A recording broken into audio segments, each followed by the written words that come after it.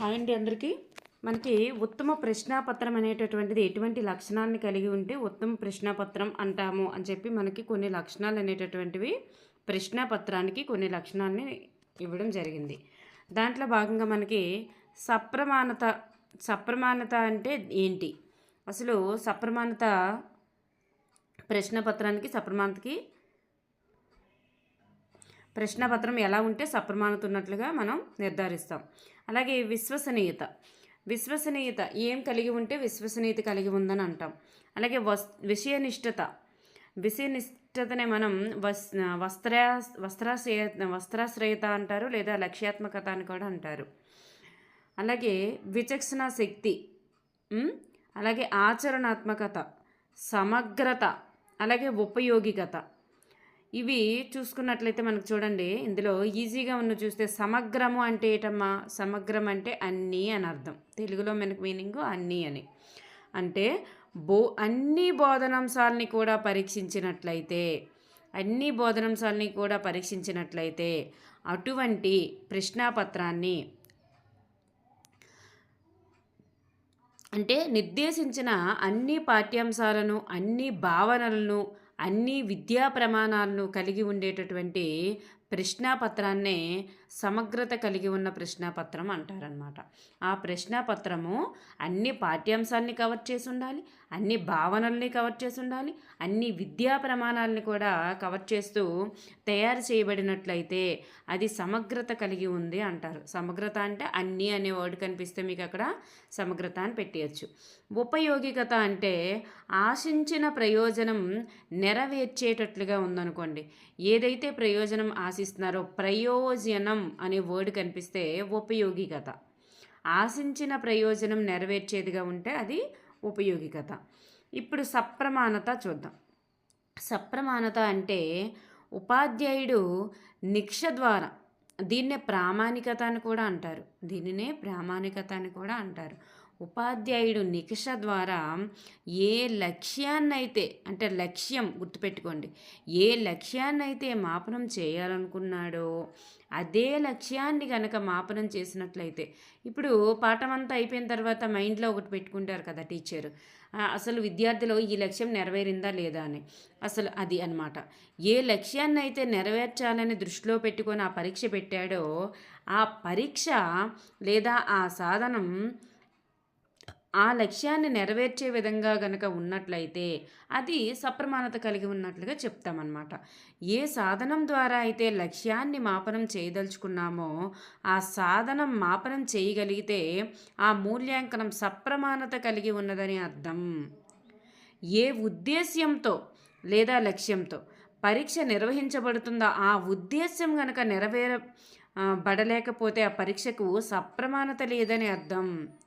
ఉద్దేశ్యము లేదా లక్ష్యము, ఏ లక్ష్యంతో అయితే ఆ పరీక్ష నిర్వహించబడుతుందో ఆ లక్ష్యాన్ని, ఆ పరీక్ష పేపర్ అనేటటువంటిది పరీక్షించే విధంగా ఉందనుకోండి, ఆ పరీక్షా పేపరు సప్రమాణత కలిగి ఉన్నట్లుగా అర్థం అనమాట. సప్రమాణత దాన్నే ఇంకో పేరు ఏంటంటే ప్రామాణికత. ఓకేనండి. నెక్స్ట్ వన్ విశ్వసనీయత అంటే గణన విలువ.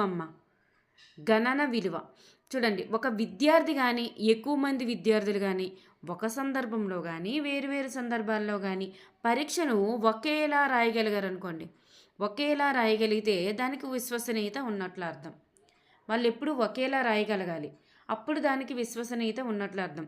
విశ్వసనీయత అంటే పరీక్ష రాయడంలో నిలకడ, పరీక్ష ఒకేలాగా రాయడం, ఇది పరీక్ష రాయడం అమ్మ. విశ్వసనీయత అంటే పరీక్ష రాయడంలో నిలకడ.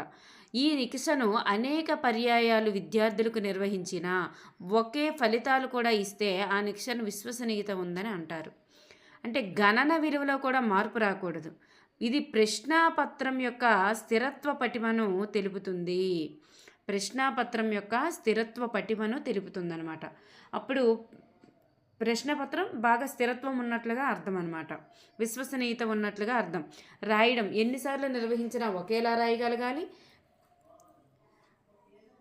ఎంతమంది విద్యార్థులైనా సరే ఏ సందర్భంలో అయినా సరే ఒకేలా రాయగలగాలన్నమాట. అప్పుడు ఆ ప్రశ్నపత్రానికి విశ్వసనీయత ఉన్నట్లు అర్థం. నెక్స్ట్ లక్ష్యాత్మకత. లక్ష్యాత్మకత అంటే ఉపాధ్యాయులు దిద్దినప్పుడు ఒకేలా ఫలితం రావడం. ఉపాధ్యాయులు లేదా అంటే అదే వాటిని మూల్యాంకనం చేసినప్పుడు ఒకే ఫలితం అనేటటువంటిది రావడం. ఒక ఉపాధ్యాయుడు కానీ లేదా వేరు వేరు ఉపాధ్యాయులు కానీ అక్కడేంటి ఒక విద్యార్థి కానీ ఎంతమంది విద్యార్థులైనా రాసినప్పుడు ఒక విద్యార్థి లేదా ఎక్కువ మంది విద్యార్థులు ఎవ్వరు రాసినా ఒకేలా రాయగలిగితే అది విశ్వసనీయత. ఇక్కడ లక్ష్యాత్మకత అంటే ఏ ఒక ఉపాధ్యాయుడు కానీ ఎక్కువ మంది ఉపాధ్యాయులు కానీ దానిని మూల్యాంకనం చేసినప్పుడు లేదా దిద్దినప్పుడు ఒకే ఫలితాలే రావడం. ఒక పర్యాయంలో కానీ వేరు వేరు పర్యాయాల్లో కానీ ఆ సమాధాన పత్రాలు దిద్దినప్పుడు ఒకేలా మార్కులు రావడాన్ని విషయనిష్టత లేదా లక్ష్యాత్మకత లేదా వస్త్రాశ్రయత అని అంటారనమాట. ఒక వ్యక్తి భిన్న సమయాలలో లేదా భిన్న వ్యక్తులు అనేక పర్యాయాలు ఆ నికషం దిద్దాలి. ఒక వ్యక్తి ఒక టీచరు ఎక్కువసార్లు దిద్దినా ఆ ఫలితమే రావాలి.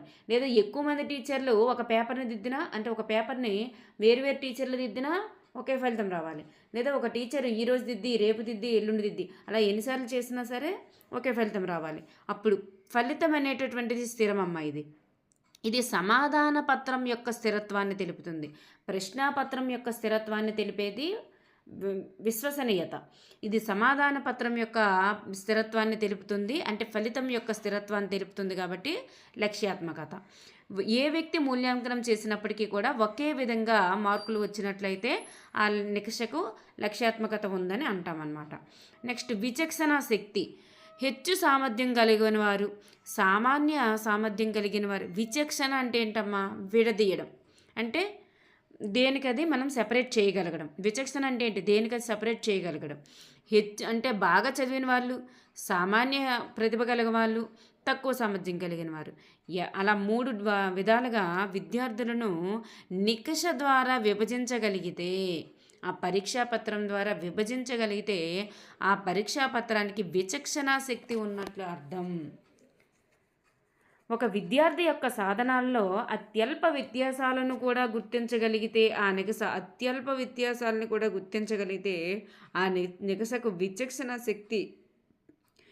శక్తి గల నికషగా గుర్తిస్తారనమాట. ఓకేనండి. అంటే విచక్షణ అంటే వీళ్ళ విద్యార్థులని సామాన్య ప్రతిభావంతులు, హెచ్చు ప్రతిభావంతులు, అలాగే తక్కువ ప్రతిభావంతులుగా డివైడ్ చేయగలిగితే ఆ ప్రశ్నపత్రం దానికి విచక్షణ శక్తి ఉన్నట్లు అర్థం అన్నమాట. నెక్స్ట్ ఆచరణాత్మకత. ఆచరణాత్మకత అంటే ప్రశ్నపత్రం ఆచరణకు అనుకూలంగా ఉండాలి. అంటే నిర్వహించడం సౌలభ్యంగా ఉండాలి, వ్యాఖ్యానం సౌలభ్యంగా ఉండాలి, దిద్దడంలో సౌలభ్యం ఉండాలి, పొదుపు సౌలభ్యం ఉండాలి. ఇవన్నీ కూడా కరెక్ట్గా ఉంటే ఆ ప్రశ్నాపత్రము ఆచరణాత్మకత కలిగి ఉన్నదని అంటారు. నిర్వహణ కరెక్ట్గా నిర్వహించగలగాలి, వ్యాఖ్యానం కూడా చేయగలగాలి, సరిదిద్దడంలో కూడా సౌలభ్యం ఉండాలి, అలాగే పొదుపు సౌలభ్యం కూడా ఉండాలన్నమాట. ఇవన్నీ కలిగి ఉంటే దానికి ఆచరణాత్మకత కలిగి ఉందని అంటారు. ప్రశ్నాపత్రం యొక్క నైతికతను ఇది అంచనా వేస్తుంది ఆచరణాత్మకత అనేది. అర్థమైందండి? సప్రమాణత అంటే ఏ లక్ష్యాన్ని అయితే లేదా ఏ ఉద్దేశంతో అయితే ఏ లక్ష్యాన్ని అయితే మనం కోరుకొని ఏ లక్ష్యాన్ని లేదా ఏ ఉద్దేశంతో అయితే ఆ పరీక్షను నిర్వహిస్తారో ఆ ఉద్దేశం కనుక నెరవేరిందనుకోండి, సప్రమాణత లేదా ప్రామాణికత ఉన్నట్లు. విశ్వసనీయత అంటే ఒక విద్యార్థి లేదా ఎంతమంది విద్యార్థులు రాసిన ఆ పరీక్షా పత్రానికి జవాబులు ఒకేలాగా రాయగలగడం, సమాధానాలు ఒకేలాగా రాయగలగడం అన్నమాట. అది విశ్వసనీయత. ఒక విద్యార్థి లేదా ఒక ఉపాధ్యాయుడు లేదా ఎక్కువ మంది ఉపాధ్యాయులు దిద్దినప్పటికీ ఫలితం ఒకేలాగా వచ్చిందనుకోండి, ఇది సమాధాన పత్రం యొక్క స్థిరత్వాన్ని తెలుపుతుంది. విశ్వసనీయత అనేది ప్రశ్నపత్రం యొక్క స్థిరత్వాన్ని తెలుపుతుంది. ఇది ఎంతమంది ఉపాధ్యాయులు నిర్వహించినా ఒకేలా ఫలితం వచ్చిందనుకోండి, దాన్ని విషయనిష్టత అంటారు. అలాగే విచక్షణ శక్తి అంటే విచక్షణ చేయడం, అంటే డివైడ్ చేయడం. నెక్స్ట్ ఆచరణాత్మకత అంటే అన్నింటికీ సౌలభ్యంగా ఉండడం, దేనికైనా నిర్వహణకైనా సరిదిద్దడానికైనా వ్యాఖ్యానానికైనా పొదుపుకైనా దేనికైనా సౌలభ్యంగా ఉంటే అది ఆచరణాత్మకత కలిగి ఉందని అంటారు. సమగ్రత అంటే అన్ని అంశాలని పాఠ్యాంశాలన్నీ కవర్ చేసి అన్ని భావనలు అన్ని విద్యా ప్రమాణాలు అన్నింటినీ కూడా దాంట్లో ఇమిడి ఉండేటట్లుగా చేస్తే దాన్ని సమగ్రత అంటారు. ఉపయోగికత అంటే ఆశించిన ప్రయోజనం అనేటటువంటిది నెరవేర్చే విధంగా ఉంటే అది ఉపయోగిత కలిగి ఉన్నట్లుగా చెప్తారనమాట. మోస్ట్ ఇంపార్టెంట్ కాబట్టి ఒకసారి దీన్ని మీరు కొంచెం చూసుకోండి. Thank you everyone.